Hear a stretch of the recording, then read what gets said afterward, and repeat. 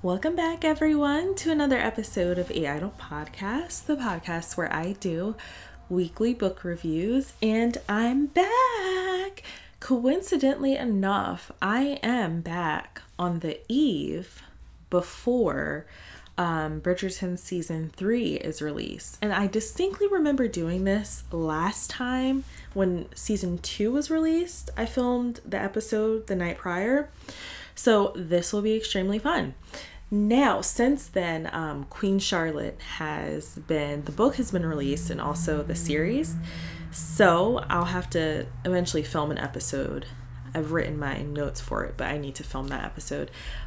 But here we are. So this week I read Romancing Mr. Bridgerton. This is the story of Collin Bridgerton, who is the third child of the Bridgerton clan and also the third son, and Penelope Featherington.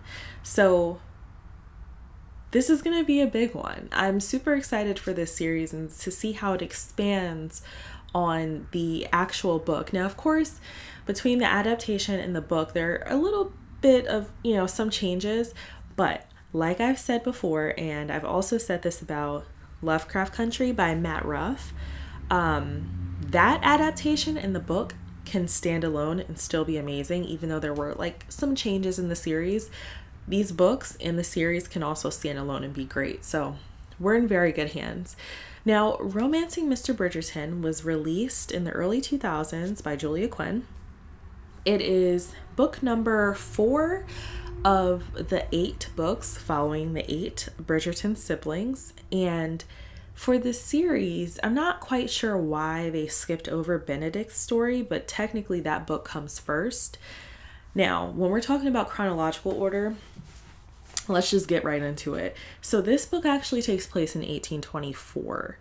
Now, the first 2, I believe, were 1812, 1814, something like that. So several years have passed, essentially. So that's where we're at.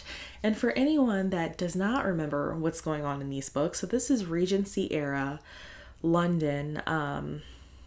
This is really about I'm hesitant to call it an aristocracy because I associate that with royal stuff, but these people are, well-to-do.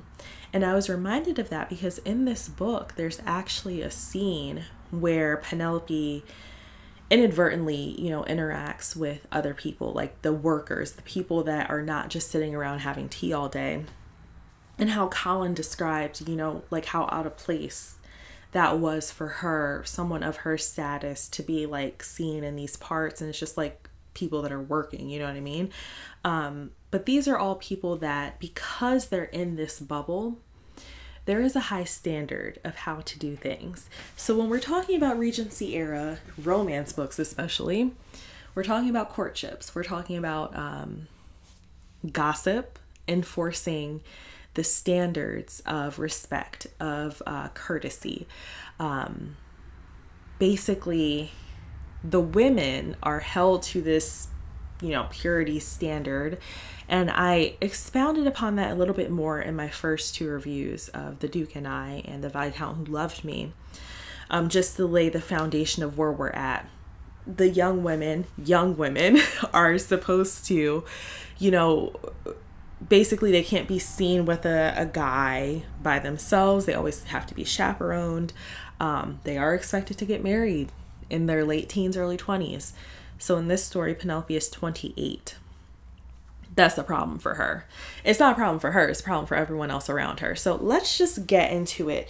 Now, for this book, I'm going to give you the spoilers because I believe you'll experience the book a little bit better. You'll enjoy the storyline more, specifically for the book, if you understand what happens by the end. And there are 3 major things that happen in this book.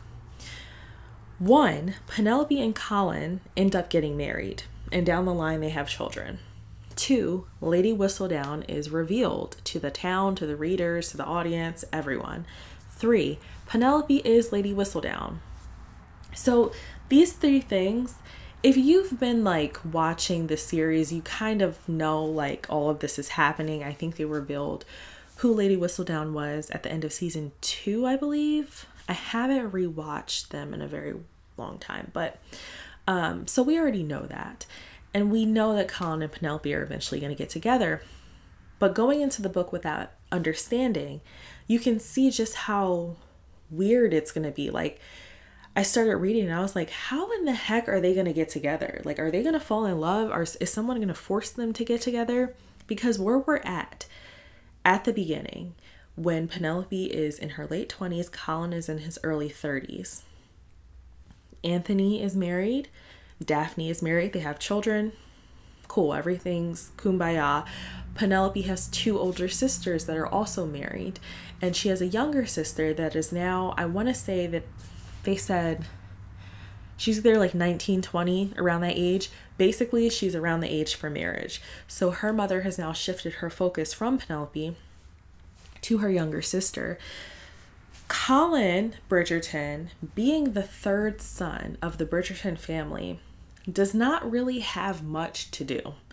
And listen, if that was me in Regency era, if I was a man, if I was a part of this family that held wealth, held a title, and they had a pretty positive reputation throughout the town, I'm doing whatever I want to. I'm traveling, I'm writing, I'm, just whatever, chilling, I'm relaxing. He doesn't have to do anything. Whereas with the first 2 books, Anthony in particular, he holds a title. He's the Viscount. He has to reproduce. He has to get married. He has to pass that title down because titles mean things. They mean, honestly, financial stability. You do have a lot more responsibility, but the status of holding a title is very important. With the first book, with Simon, that was a contentious kind of part of his life because he didn't want to pass the title down to spite his father, but that was a big portion of his story, was the lineage, was what's going to come after me and what do I want it to mean. Collin doesn't have that because even if, like, let's say his 2 older brothers, for whatever reason, Anthony passed away or something like that. It's like now Anthony has kids, and I believe by this point Benedict has children as well. So he's like, I think they said 7th in line for the title or something like that. He doesn't need to worry about getting married. So he's just aimless, clueless as always, clueless to the fact that Penelope has been in love with him for at least 10 years or so.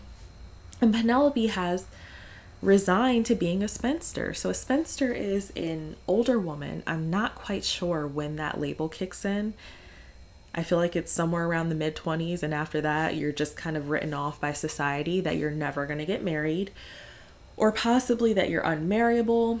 It's not a desirable label is what I'm saying. And it's also assumed that once you get that label, no one's going to look twice at you, or no one worth having.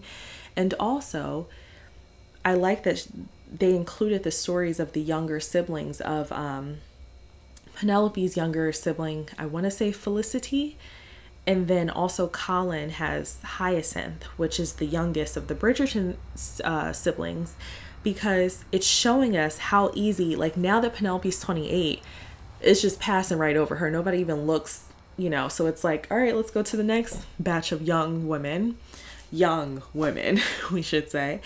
But so that's where we're at right now.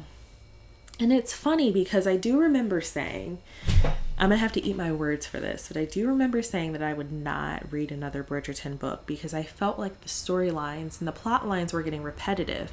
That's only because I read only the first 2 books. And because both of those couples were fairly similar in the sense that the courtship and the romance revolved around the idea of what the men are passing down. They have titles, they need kids, specifically boys. So once we got past that, like that was their whole love story.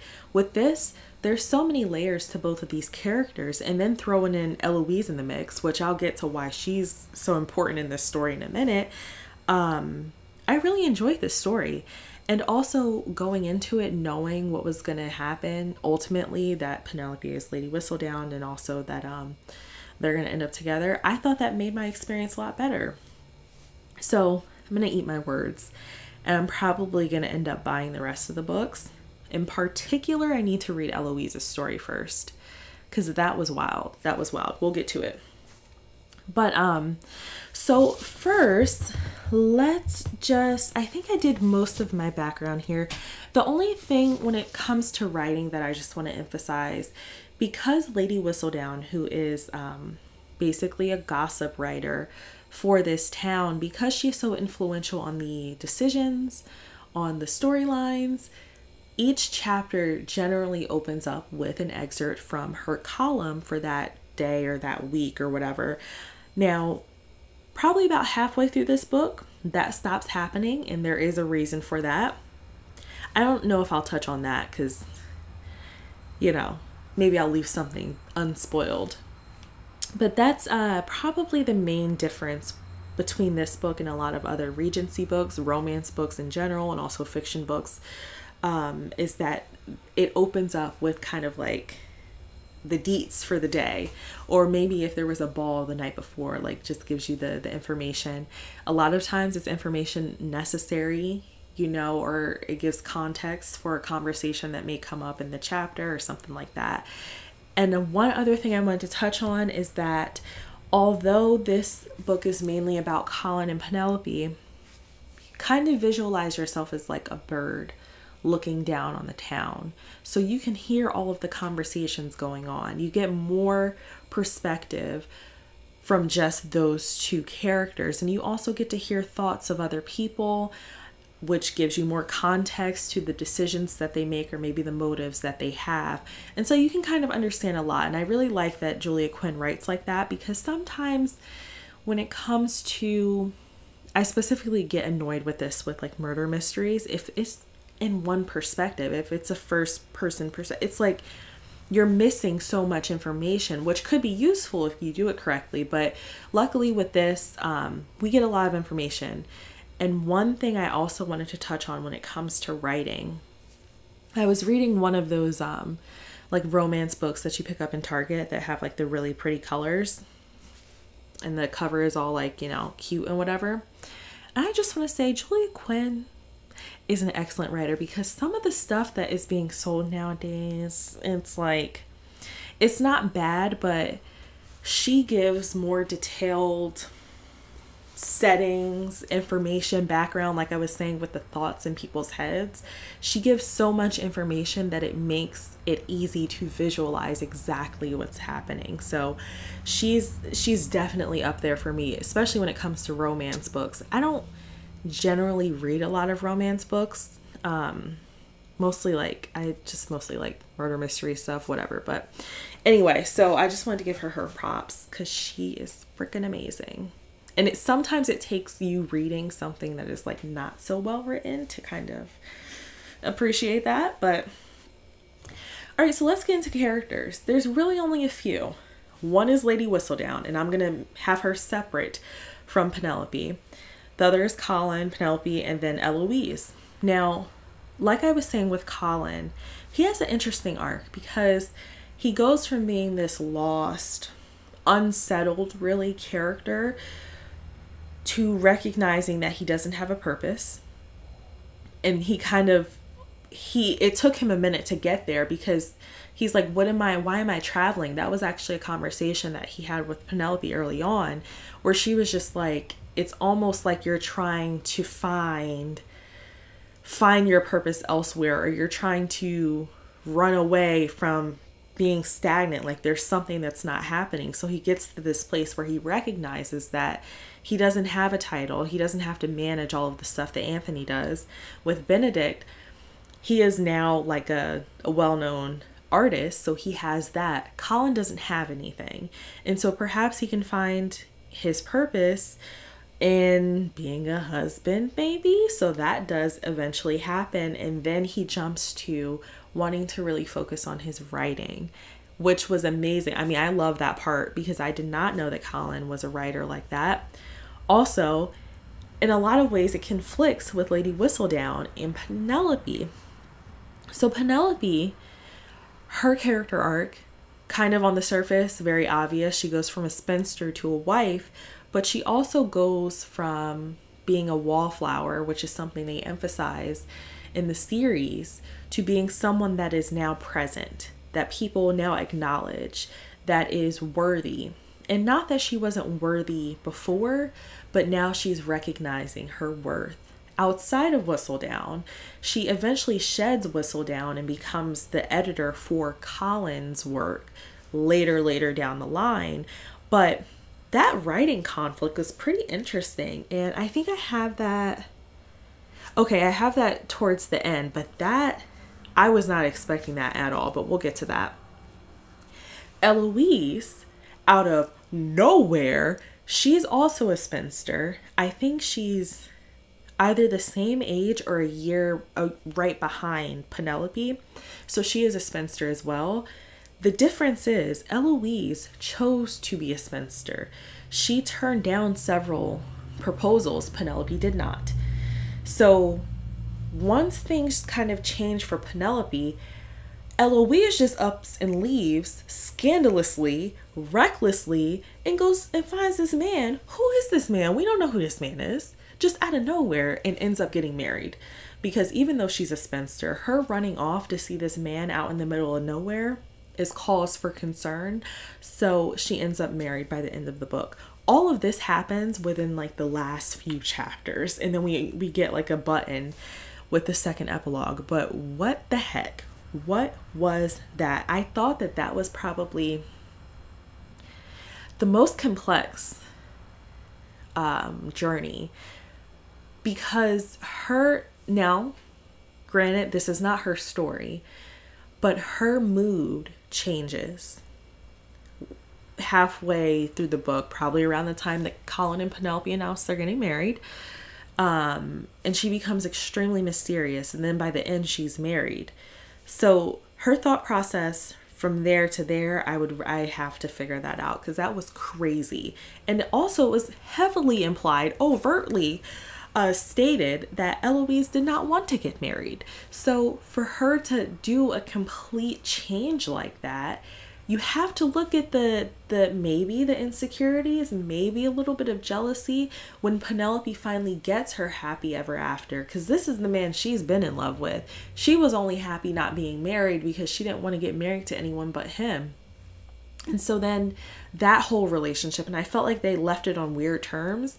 So I need to pick up a book and read Eloise's story, but we'll move on. And Lady Whistledown is interesting because for so much of the series, she is someone that is not present in your face. Obviously, she's anonymous. But once she's revealed, and once people can put a person to those actions, I believe that although she was really just talking crazy about people, gossiping about these people that were not great people, you know what I mean? The motive for that, now people have to recognize that it probably wasn't coming from a complete place of malice, but that she really was just observing. I mean, no one, if anyone was paying any attention to her, they would realize it. It's not like rocket science, but whatever. So Lady Whistledown eventually is not a thing anymore. So that's kind of her character arc. Active to non-active. Okay, so let's get into the themes here. Very different. I thought the overarching theme here was purpose, because Penelope has to find her purpose outside of Whistledown. Her purpose can't just be to talk about people for the rest of her life. It's not fulfilling personally. Collin is just wandering around doing whatever. But under the purpose falls the profession, of course, with Collin and his writing. And once he attaches himself to being a writer and realizing, yeah, I like this, by that point, he is in a relationship with Penelope, who he now has become a bit, what's the word? Jealous. I think he said he was jealous, but I think he's just a little intimidated because technically Penelope is a published author. Whereas Collin, like, this is what he wants to put all his eggs in the basket for. This is his thing. He's just now discovering it. where does, he's the newbie, but this is his wife that knows what she's doing. Clearly, people find her entertaining. She knows how to form a complete sentence.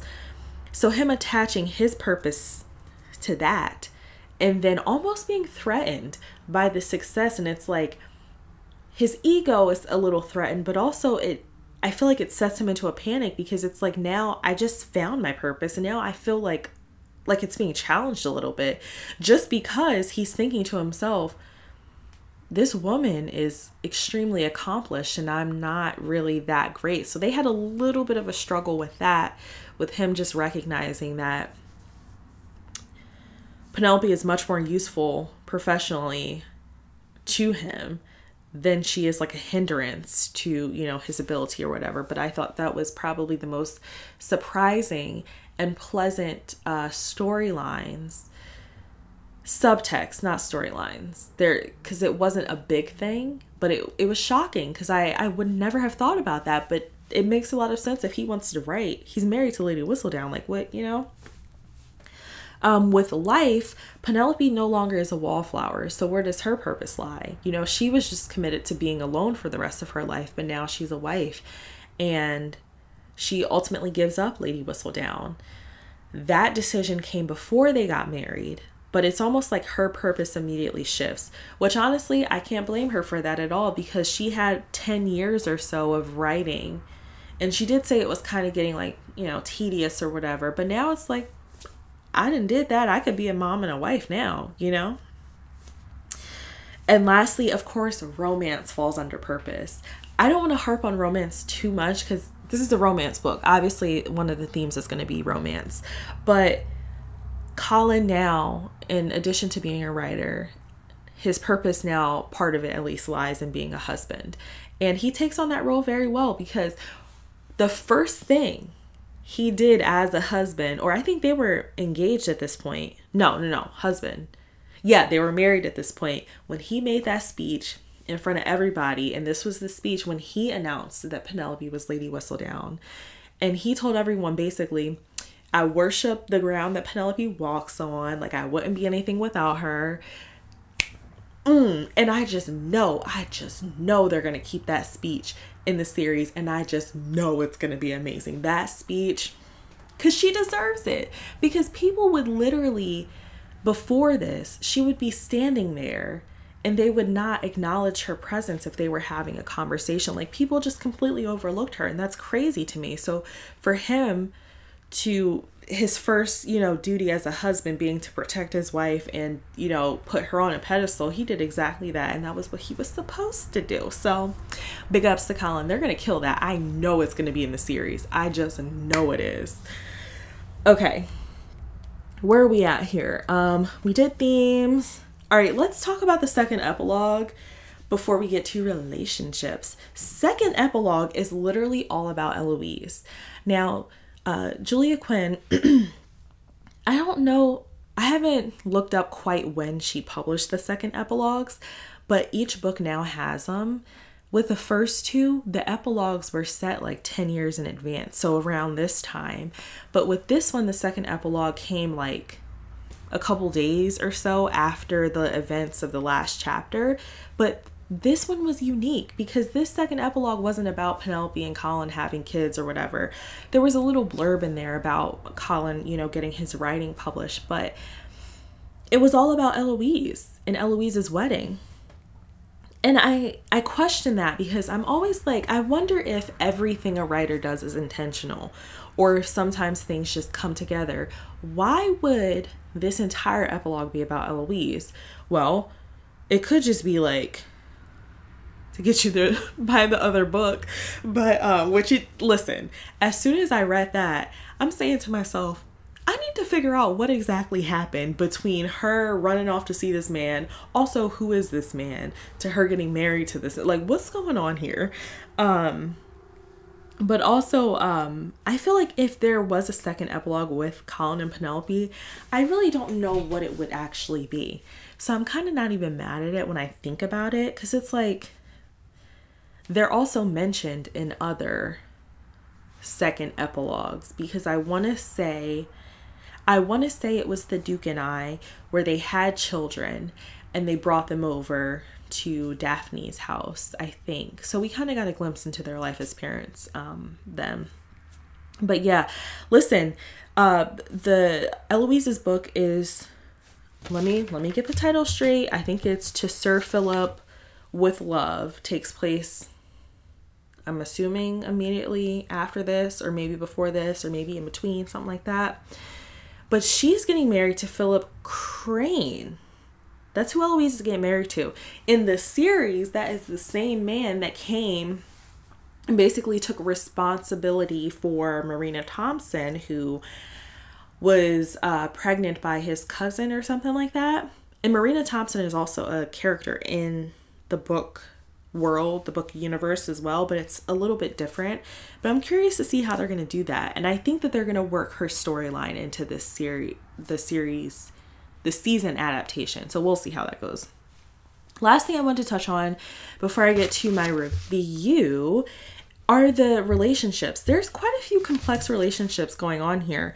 So first, that spinster bond with Eloise and Penelope, it's very strange because, again, they were content at the beginning of the book, but things change when it's not like Eloise gave up her proposals to stay single with Penelope. I don't think she truly, I think she's just being Eloise. She didn't fall in love with any of them.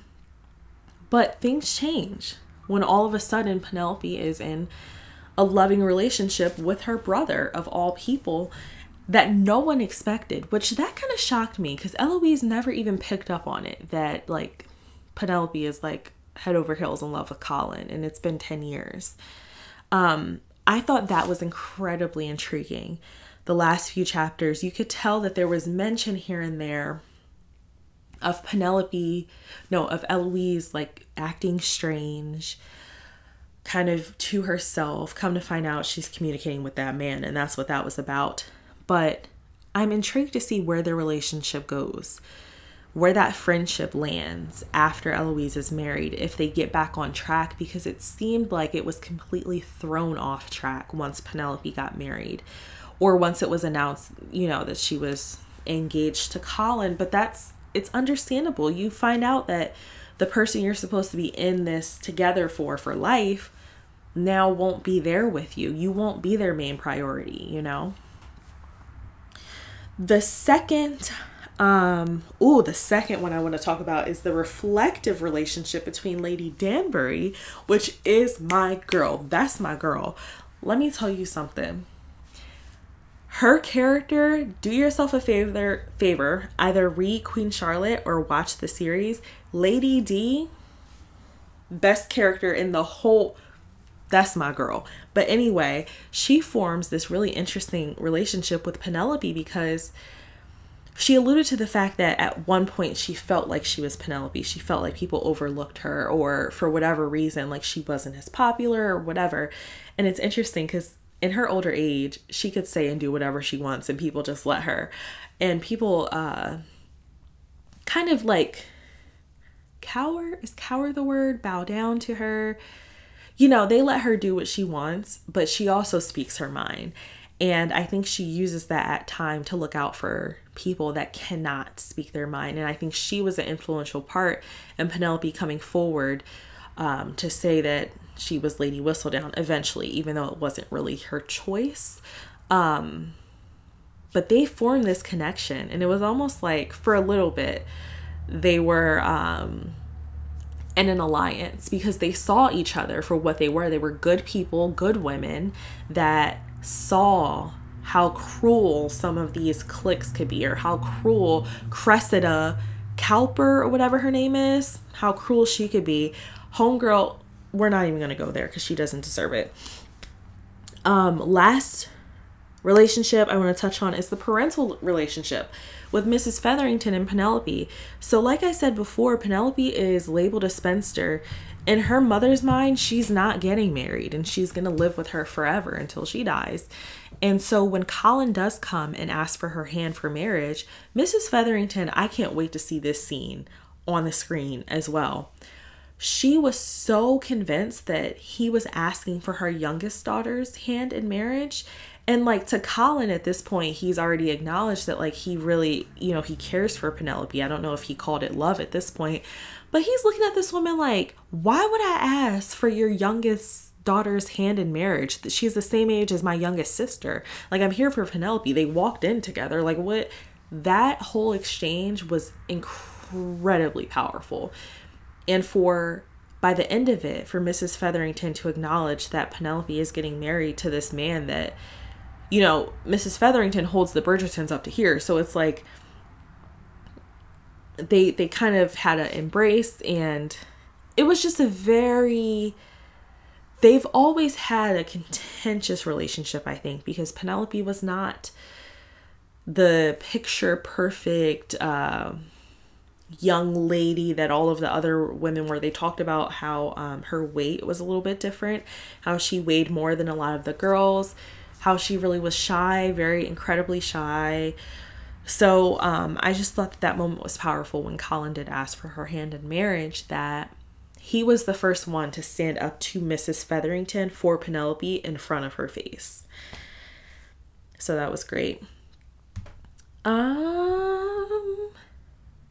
So I think I did an author intention for the last review I did for this, but I don't think we really need to talk about the author intention because I got everything I needed to get out of this book. I thought it was great. I thought this was much better than not much better. I thought it was different than the first two, and that's why I appreciated it so much, because you have the elements of her being older, of this supposed set foundation that they're both in, and that there's no way they shouldn't be together, but we kind of see it merge together. I liked the elements of Lady Whistledown and how Penelope kind of had to juggle her profession or give it up, really, because we saw her towards the end of her career and she's kind of sick of it anyway. Also, Collin's writing versus Penelope's writing, and then at the same time, in a reflective kind of way, Eloise's love life and Penelope's love life. I loved those two dynamics because it showed that these characters can have not necessarily negative feelings about one another, but they are in complex friendships. This is a very delicate society, both literally and figuratively, where you're expected to act a certain way, and it's like when things change, like you don't want to be the odd one out or whatever.